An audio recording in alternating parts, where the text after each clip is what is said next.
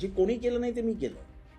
मी पहिला माणूस होतो ज्यांनी फाईलवर लिहून टाकलं की एकदा का वक्फ करण्यात आली जमीन. वक्फ म्हणजे माझ्या सोप्या भाषेत सांगायचं म्हणजे समाजासाठी दान दिलेली जमीन, आणि ज्यांनी दान दिली आहे त्याच्या नावावरती वक्फ होते, आणि एकदा वक्फ झाली की ती विकता येत नाही.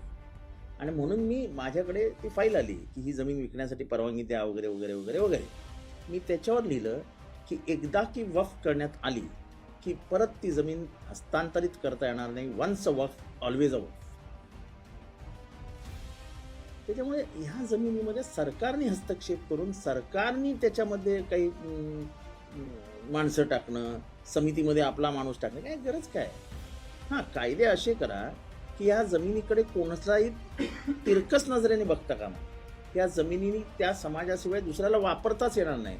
त्या समाजालाही वापरायचे असतील तर फक्त शाळा, कॉलेज, हॉस्पिटल वगैरे वगैरे वगैरे सामाजिक उपयोगासाठी वापरता येतील तरच या जमिनी देता येतील, असं काहीतरी प्रावधान त्याच्यात आहे. पण सरकारने हस्तक्षेप करून त्याच्यात कलेक्टरमध्ये पडू शकेल असं काय गरज काय. त्या तुमच्या जमिनी नाहीच आहेत, त्यांच्या वडिलोपार्जित जमिनी आहेत, ते त्यांच्या बापजाद्याची जायदाद आहे ती. मग त्यांच्याकडे किती जमिनी आहेत, ह्यांच्याकडे जमिनी आहेत, याला या मोजमापाला काय अर्थच नाही.